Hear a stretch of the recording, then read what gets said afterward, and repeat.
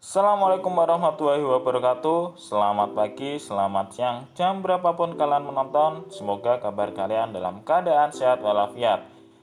Pada kesempatan kali ini kita akan membahas tetap di bab 3, yakni adalah part yang ketiga yang kita akan bahas, yakni menampilkan sikap yang sesuai dengan hukum, yang meliputi perilaku yang sesuai dengan hukum dan perilaku yang bertentangan dengan hukum. Kita langsung saja. Yang pertama, menampilkan sikap yang sesuai dengan hukum. Setiap anggota masyarakat mempunyai berbagai kepentingan, baik kepentingan yang sama maupun berbeda. Tidak jarang di masyarakat perbedaan kepentingan sering menimbulkan pertentangan yang menyebabkan timbulnya suasana yang tidak tertib dan tidak teratur. Dengan demikian, untuk mencegah timbulnya ketidaktertiban dan ketidakteraturan dalam masyarakat, diperlukan sikap positif yang untuk mentaati setiap norma atau hukum yang berlaku di masyarakat. Pada bagian ini, kalian akan diajak untuk mempelajari sikap yang sesuai dengan hukum. Setelah mempelajari bagian ini, diharapkan kalian mampu menunjukkan contoh sikap taat terhadap hukum, menganalisis macam-macam perbuatan yang bertentangan dengan hukum, dan menganalisis macam-macam sanksi yang sesuai dengan hukum yang berlaku. Perilaku yang sesuai dengan hukum. Setelah kalian mengetahui makna hukum dan peranan dari lembaga peradilan, sudah saatnya kalian mengaktualisasikan pengetahuan kalian tentang hal tersebut dalam kehidupan sehari-hari. Sambil kalian mengaktualisasikan pengetahuan kalian tersebut, melalui ini, kalian akan dibimbing dan diajak untuk mengidentifikasikan perbuatan-perbuatan yang sesuai dengan hukum yang berlaku. Dalam kehidupan bermasyarakat, berbangsa, dan bernegara, kita tidak akan dapat mengabaikan semua aturan atau hukum yang berlaku. Sebagai makhluk sosial yang selalu berinteraksi dengan lingkungan sekitarnya, kita senantiasa akan membentuk suatu komunitas bersama guna menciptakan lingkungan yang aman, tertib, dan damai. Untuk menuju hal tersebut, diperlukan untuk kebersamaan dalam hidup dengan mentaati peraturan atau hukum yang tertulis maupun tidak tertulis.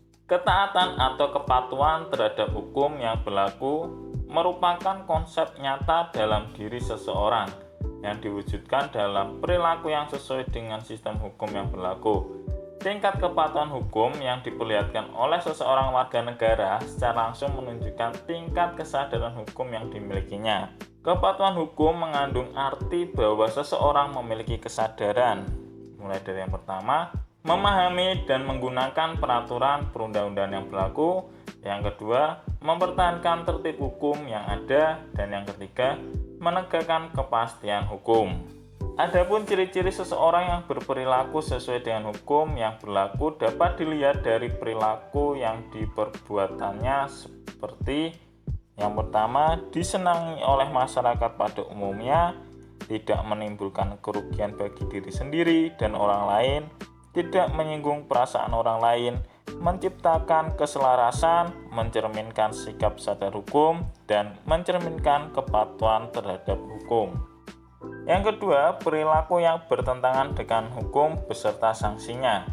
Selain mengetahui perilaku yang sesuai dengan hukum yang berlaku, kalian juga mesti mengetahui perilaku yang bertentangan dengan hukum yang berlaku agar kalian tidak melakukan perilaku tersebut. Oleh karena itu, pada bagian ini kalian akan diajak untuk mengidentifikasikan perilaku yang bertentangan dengan hukum. Macam-macam perilaku yang bertentangan dengan hukum. Perilaku yang bertentangan hukum timbul sebagai akibat dari rendahnya kesadaran hukum. Ketidakpatuhan terhadap hukum dapat disebabkan oleh dua hal. Dari yang pertama, pelanggaran hukum oleh si pelanggar sudah dianggap sebagai kebiasaan bahkan kebutuhan. Dan yang kedua, hukum yang berlaku sudah tidak sesuai lagi dengan tuntutan kehidupan. Berikut macam-macam sanksi mulai dari norma agama, kesusilaan, kesopanan, dan hukum.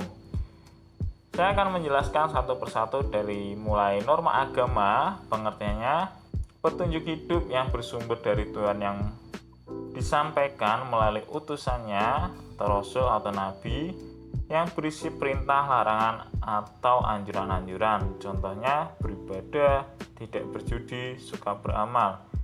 Sanksinya apa bila kita melanggar? Tidak langsung, karena akan diperoleh setelah meninggal dunia berupa pahala atau dosa. Dan yang kedua, kesusilaan. Pengertiannya yaitu pedoman pergaulan hidup yang bersumber dari hati nurani manusia tentang baik buruknya suatu perbuatan. Contohnya berlaku jujur, menghargai orang lain. Sanksinya apa ketika kita melanggar? Yaitu sanksinya tidak tegas karena hanya diri sendiri yang merasa bersalah atau menyesal, malu, dan sebagainya. Yang ketiga, kesopanan. Pengertiannya yaitu pedoman hidup yang timbul dari hasil pergaulan manusia di dalam masyarakat. Contohnya menghormati orang yang lebih tua, tidak berkata kasar, menerima dengan tangan kanan. Dan ketika kita melanggar, sanksinya tidak tegas tapi dapat diberikan oleh masyarakat dalam bentuk celaan, cemoohan, atau pengucilan dalam pergaulan.